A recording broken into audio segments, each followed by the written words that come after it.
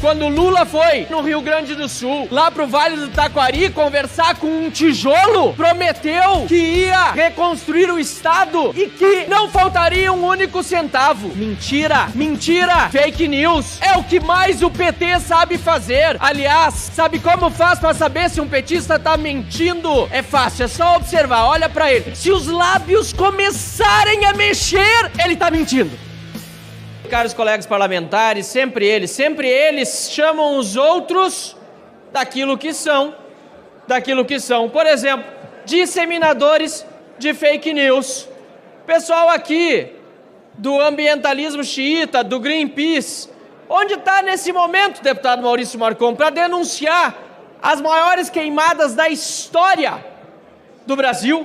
Mais uma vez, Marina Silva, ou Marina Cinzas, ministra do Meio Ambiente, e mais uma vez ela quebra os recordes no número de queimadas na Amazônia. E sabe de quem era o recorde anterior, Carlos Jordi?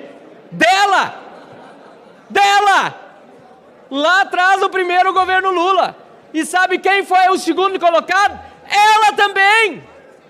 Terceiro, deputado Ottoni. Ah, não foi ela, não. Foi uma ministra cujo nome agora nem lembro mais de quem. Da Dilma, do PT. Quem mais põe fogo na floresta é o PT. E o Greenpeace? Cadê o Greenpeace? Para propor dia é muito bom. Agora dia vai resolver alguma coisa? Olha o que está acontecendo no Rio Grande do Sul. O que nós precisávamos era de um governo federal que realmente resolvesse a situação dos gaúchos. Mas não.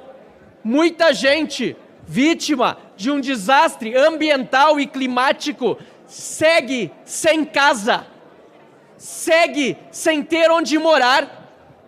E o PT, quando Lula foi lá pro Vale do Taquari conversar com um tijolo, prometeu que ia reconstruir o Estado e que não faltaria um único centavo. Mentira, mentira, mentira, fake news. É o que mais o PT sabe fazer. Aliás, para saber quando um petista mente, não é difícil. É só observar. Sabe como faz para saber se um petista está mentindo, deputada Rosângela? É fácil, é só observar, olha para ele. Se os lábios começarem a mexer, ele está mentindo.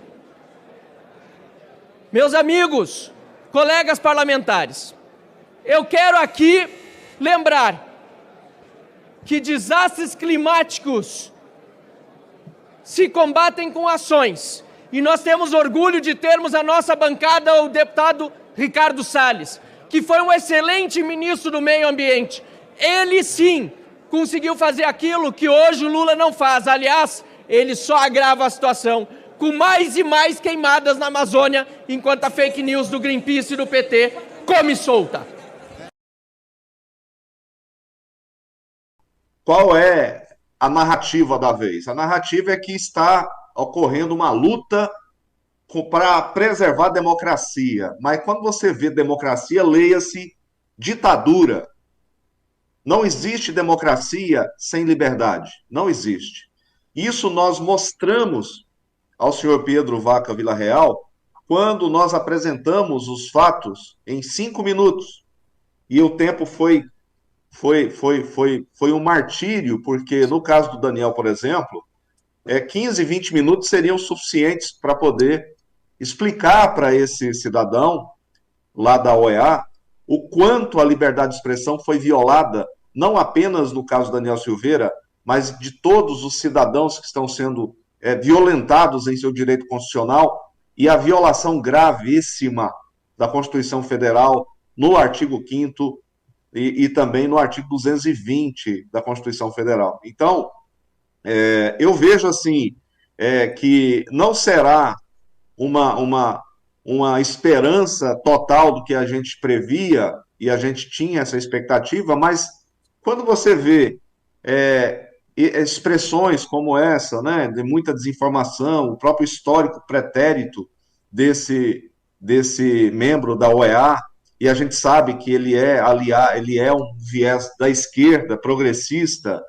e quando nós vemos falas de tentativa de golpe, então, que a esquerda, que na realidade quem está fazendo o golpe é a própria esquerda, e essas revelações da USAID demonstram claramente que houve interferência estrangeira no Brasil, isso é muito grave, porque viola a soberania nacional. Então, Pitoli, eu pude perceber nas falas das pessoas que estavam lá, no caso dos advogados das vítimas, que ele escutou, anotou, e a tradução era simultânea. Então, ele tem o dever de levar tanto a versão oficial, que é uma versão de tortura, uma versão de violação a direitos humanos, inclusive a violação à própria Convenção Americana de Direitos Humanos, e se ele nada dizer que está tudo bem, ele está prevaricando, ele está cometendo um crime contra a humanidade, porque ele está deixando de levar a uma comissão de direitos humanos, que depois irá para uma corte, e aí tem que saber a diferença de corte e comissão. Comissão é a admissibilidade da denúncia, a corte é quem julga o Estado por essa denúncia, e a corte fica em São José, na Costa Rica, e a Comissão Interamericana de Direitos Humanos fica em Washington. E quem banca essa organização, em sua grande maioria, Pitoli, é o governo americano. E a partir de março, com a efetivação em maio, nós teremos uma grata surpresa com relação à mudança ideológica da Comissão Interamericana de Direitos Humanos e a própria organização, porque vai assumir um chanceler, e o Trump já disse em novembro que seria um chanceler paraguaio cotado para a Secretaria da OEA. E com ele, a pauta conservadora, ou seja, o respeito à liberdade de expressão, que essa esquerda, eles só querem a liberdade deles de expressar as mentiras. Sim. E quando a gente expressa as verdades, nós somos desinformadores. A gente acompanhou nas redes sociais ontem um vídeo que viralizou bastante, né, de alguns deputados e senadores governistas que se reuniram ontem, quarta-feira, lá em Brasília, com o Pedro Vaca. Pedro Vaca, lembrando, é o representante da Organização dos Estados Americanos aqui no Brasil, a OEA. Na ocasião, a senadora Elisiane Gama, que foi relatora da Comissão Parlamentar Mista de Inquérito, a CPMI, do 8 de janeiro, entregou o relatório final do grupo a essa delegação da organização. Depois do encontro, lembrando, o presidente Jair Bolsonaro foi apontado como um dos culpados nesse relatório, tá? Pelo 8 de janeiro. Importante pontuar isso aqui. Depois do encontro, os congressistas disseram que o relator especial para a liberdade de expressão da Comissão Interamericana de Direitos Humanos relatou que durante seu tempo no Brasil já percebeu o poder da desinformação. Os congressistas apresentaram as conclusões da CPMI à Vaca, defenderam que há uma distorção do conceito de liberdade de expressão e que o Brasil vive uma normalidade democrática. E aí, Pitoli, entre esses congressistas que estavam presentes no encontro, estavam ali o deputado Pastor Henrique Vieira, que é do PSOL, a deputada Jandira Fegali, do PCdoB, o Partido Comunista do Brasil, a senadora Elisiane Gama, do PSD, e o senador Humberto Costa, do Partido dos Trabalhadores. Ainda ontem, quarta-feira, a delegação da OEA se encontrou com a ministra do Supremo Tribunal Federal e presidente do Tribunal Superior Eleitoral, Carmen Lúcia. Pedro Vaca já havia se reunido com os ministros Roberto Barroso e Alexandre de Moraes na segunda-feira, logo que chegou aqui ao Brasil. Também houve registros de encontros com congressistas da oposição, a Advocacia Geral da União e o Ministério dos Direitos Humanos. Só para contextualizar para quem está sintonizando na Áudio Verde agora, a CIDH está aqui no Brasil até o dia 14 de fevereiro, ou seja, até amanhã, sexta-feira, para analisar a situação da liberdade de expressão aqui no Brasil. A organização diz que quer entender as perspectivas sobre a situação do direito à liberdade de expressão, incluindo o espaço digital. A delegação veio a convite do presidente, aliás, do governo do presidente Luiz Inácio Lula da Silva. Pitoli. Ô, João, a palavra então que ele está defendendo aí, eu peço até perdão, tive um problema na conexão, a palavra que ele está usando é a desinformação, é isso? Isso, depois dessas conversas, Pitoli, que ele teve com diversos parlamentares, integrantes dos três poderes, ele disse o seguinte: olha, nesse tempo que eu estou aqui no Brasil, conversando com os parlamentares, analisando os relatórios, o que eu pude perceber é o poder da desinformação que está aqui no território nacional brasileiro. Tá. Bom,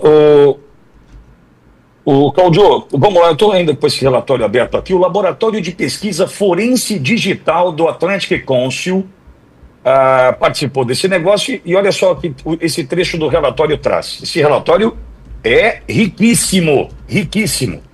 O Laboratório de Pesquisa Forense Digital do Atlantic Council, que é o DFR Lab, é financiado pelo Fundo Nacional para a Democracia, o Departamento de Estado e a Agência dos Estados Unidos para o Desenvolvimento Internacional, a USAID, ou SID, do jeito que vocês fizerem aí. Palestrantes em vários eventos realizados por esse departamento, por esse laboratório forense, pressionaram pela censura generalizada no Brasil. Em um painel deste laboratório forense dos Estados Unidos, em 2019, vamos lembrar 2019? Revista Cruzoé, amigo do amigo de meu pai, início desse processo de censura no Brasil. Então vamos lá. Em um painel desse laboratório forense, em 2019, estudiosos da desinformação afirmaram que mensagens privadas criptografadas eram uma ameaça à democracia no Brasil. Em linha com essa opinião, o WhatsApp baniu centenas de milhares de contas no Brasil. E em 2022, o ministro do Supremo Tribunal Federal, Alexandre de Moraes, ordenou a suspensão do Telegram, bloqueando temporariamente todo o acesso ao aplicativo no país. Esse laboratório forense foi citado no plano estratégico do Tribunal Superior Eleitoral para as eleições de 2022, marcadas pela censura. Em 2019, o Atlantic Council publicou um relatório de título, abre aspas, Desinformação nas Democracias, fortalecendo a resiliência digital na América Latina, fecha aspas, que afirma, abre aspas, Bolsonaro foi eleito com 55% dos votos no segundo turno, isso em 2018. Uma vitória atribuída não apenas à complicada situação econômica e política em que o Brasil se encontrava, mas também ao uso efetivo das redes sociais como principal meio de conexão com os eleitores brasileiros. O relatório conclui que a eleição foi fortemente influenciada pela desinformação em plataformas criptografadas. Ou seja, o que eu estou trazendo para você aqui agora, falando sobre o Laboratório de Pesquisa Forense Digital do Atlantic Council, esse Laboratório de Pesquisa Forense Digital dos Estados Unidos, financiado pela USAID, USAID e também pelo Fundo Nacional para a Democracia, pelo Departamento de Estado americano, esse laboratório forense da Atlantic Council está dizendo no Brasil, desde 2019, num painel realizado aqui, pós-eleição do Bolsonaro em 2018, que venceu com 55% dos votos, que esse cara só venceu o tal do Jair Messias Bolsonaro porque ele tinha força nas redes sociais. Então eles criam toda essa narrativa, essa mentira, dizendo que a desinformação e o discurso de ódio foi o que ajudou a eleger Bolsonaro em 2018. E atacaram, usando dessa mesma agência, desse laboratório de pesquisa forense digital do Atlantic Council, usaram desta palavra desinformação para censurar nas eleições de 2022. E tem um detalhe, o Internacional venceu o Corinthians, a gente não pode falar mais disso. Então, olha o tamanho da responsabilidade do governo americano em apurar de fato o que partiu de lá para interferir na eleição aqui. Só que, diante do que o Vaca falou, eu quero destacar, essa palavra desinformação, ela estrategicamente é usada pela turminha suja, desde 2019, Cláudio.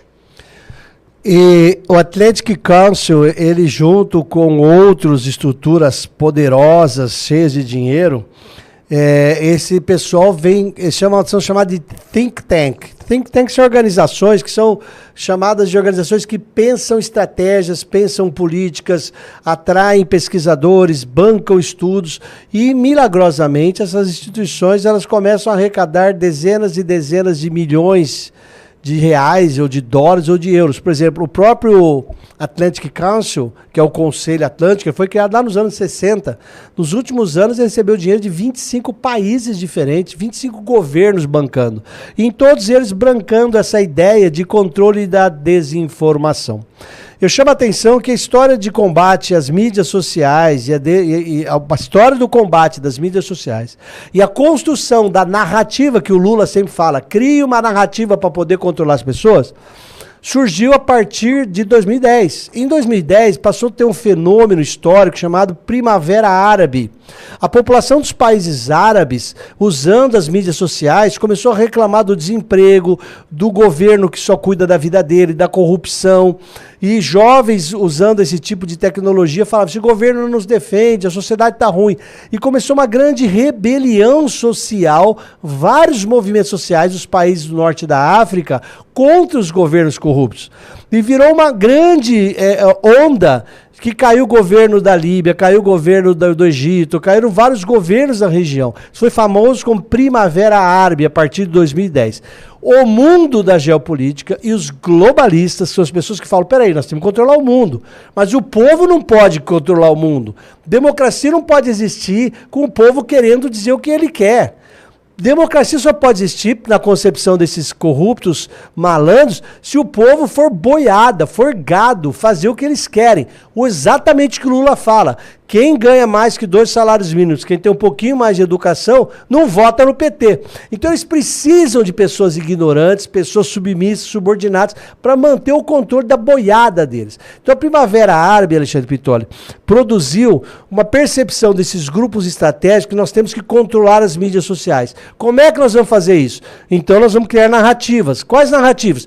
Vamos dizer que aí é uma disseminação da desinformação, uma disseminação de mentiras, as fake news, produção de